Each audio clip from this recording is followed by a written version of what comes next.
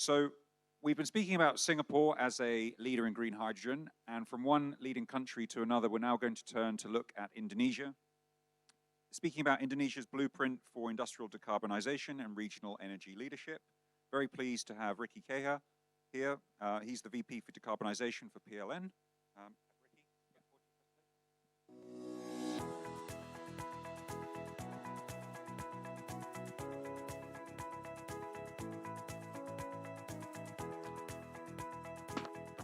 Thank you very much. Good afternoon. My name is Ricky Chayandrian. I'm VP Decarbonization in PT PLN Persero in Indonesia. So I'm dealing with the hydrogen, ammonia, carbon capture, battery energy storage, gasification, and biomass. I'm very welcoming you. If you have something to discuss about this business, you can contact me. So thank you for having me here. I'm very honored to come here. And maybe I would like to share what PLN have already done, doing, and will do. Yeah. So, so this is the PLN business is fast. So we cover the entire end-to-end electricity value chain across in Indonesia from primary energy to retail. So we are a vertically integrated company, and we manage enormous installed generation capacity is around 74.2 gigawatt. We serve 92.9 million customers with an electrification ratio is around 99.83%. Our revenue stands about 36.4 billion US dollar, and but there's this scale challenging is equally immense that our current power mix 40% is run from coal and then 28% from petroleum, and our renewable energy is around 14%. So Indonesia is committed to an ambitious national development contribution and aiming to reduce carbon emission about 30 until 40% from business as usual levels by 2030.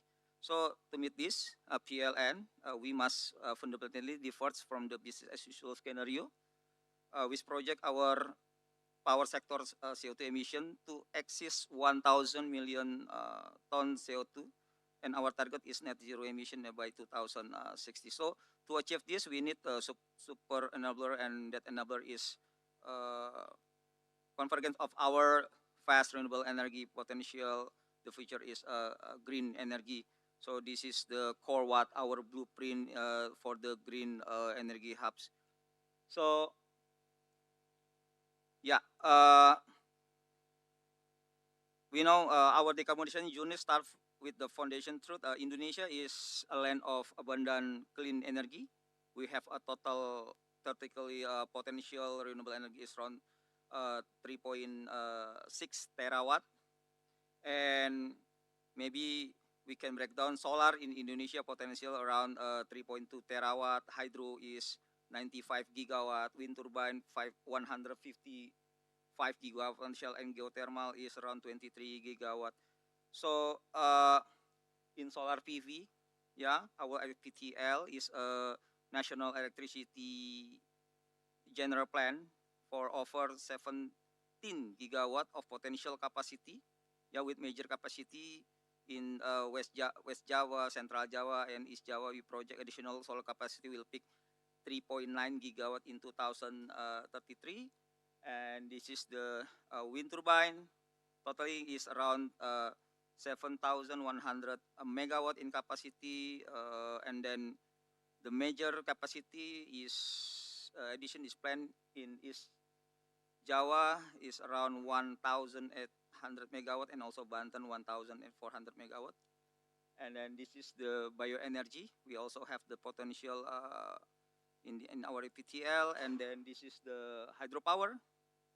Also, you can see, and this is our geothermal concession. But the problem geothermal, the price, the LCO is still expensive. And yeah, so this immense potential is globally dispersed across our archipelago. The problem is a mismatch between the demand and the supply.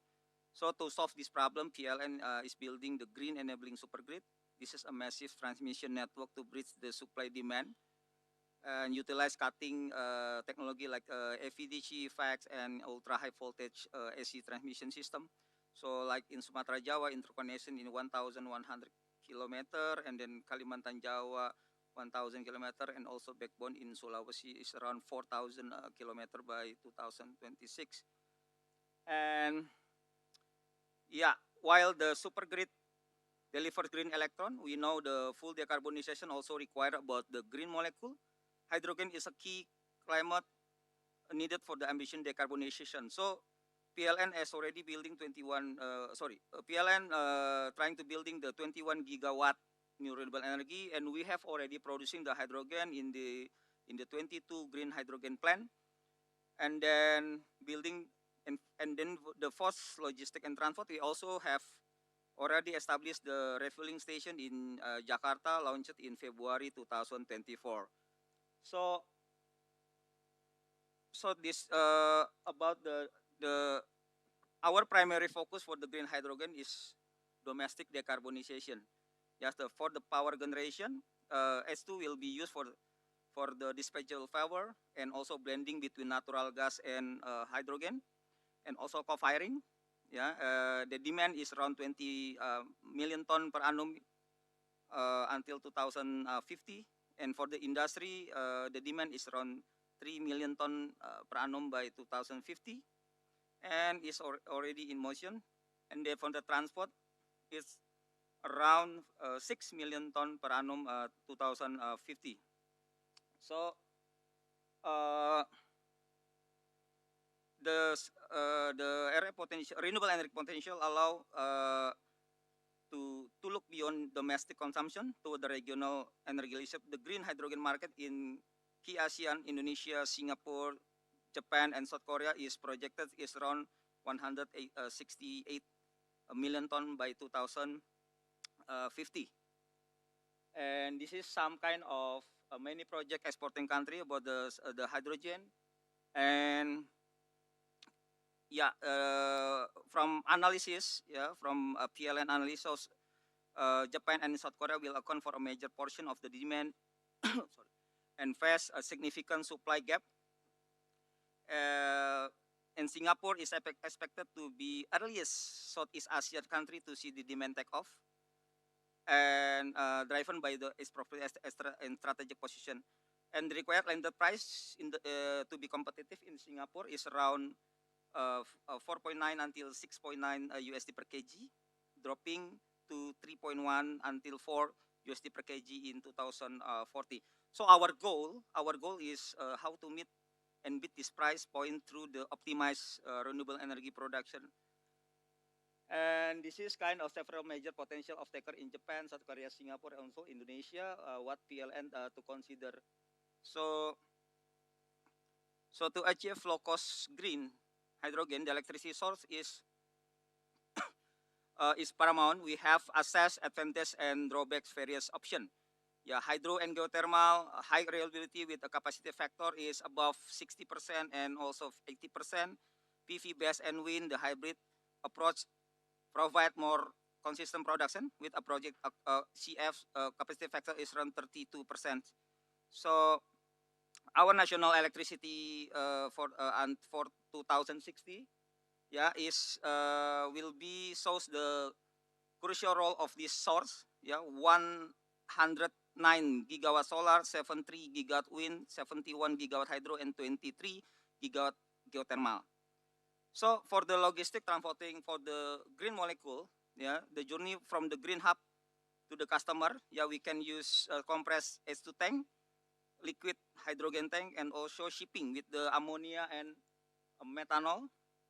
And last time PLN has also collaboration with some partner who develop with Chiyoda with the Spera methyl cyclohexane, and then with the Hydrexia for the metal hydrate.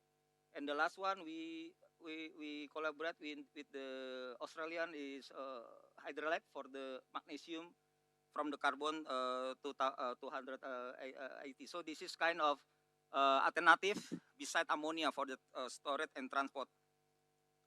And then from our uh, planning, yeah, totally the production of hydrogen need in Indonesia for the domestic is around 17 million ton, yeah, until 2060. And then this is our planning in until 2060 there will be a hydrogen power plant is around 25 gigawatt and also ammonia 8 gigawatt. So this is the gas power plant location in Indonesia. This is what we want to build, and we want to blending with the hydrogen with the LNG. And this is some project we have already done in Labuan. We collaborate with IHI. We co-firing ammonia with the coal steam power plant. And in Bali Pesanggaran, we co-firing 7%. And in the end of November, we are trying to up to 20% for the co-firing. And we have diesel power plant many. So if you want to replace all this, we need 93 kiloton per annum for the hydrogen.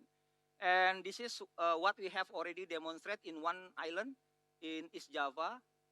We replace the diesel with the full cell from Toyota, and we delivering the hydrogen demonstrate with the type 1 steel. Yeah, this is kind of demonstrate, and this is the challenging of infrastructure in Indonesia. That's why we collaborate with some partner to finding out the easiest way to delivering the molecule to many islands. And this is our partner also, fertilizer company. We are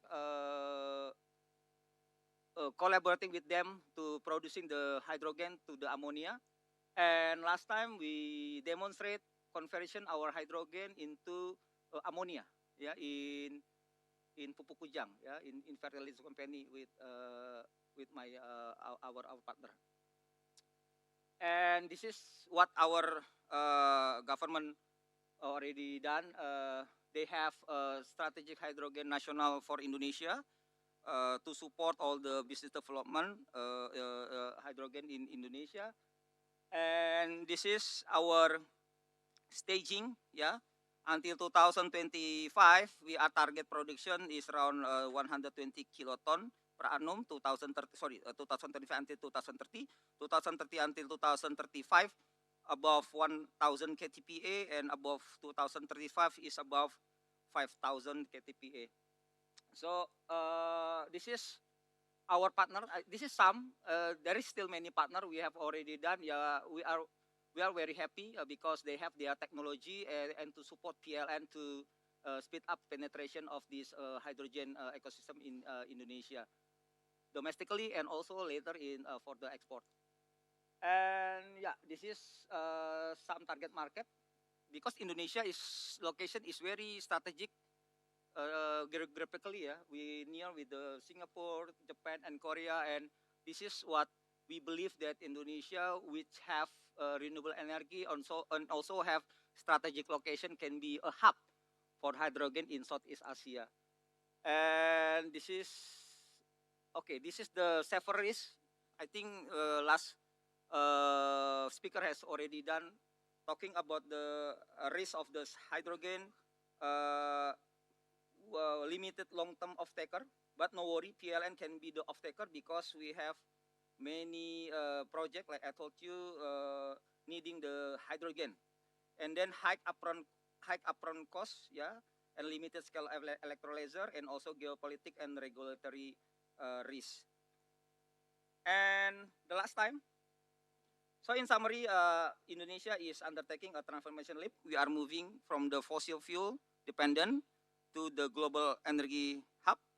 So this is defined converging 3.6 terawatt of renewable energy. Indonesia have the potential 3.6 terawatt green enabling supergrid, and also green hydrogen that converts electron into tradable, usable, and clean molecule for the entire ASEAN economy.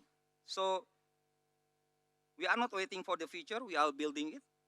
We are building the clean energy infrastructure that will secure energy sovereignty for Indonesia and contribute significantly to global decarbonization.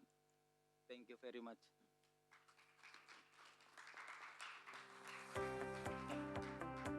Ricky.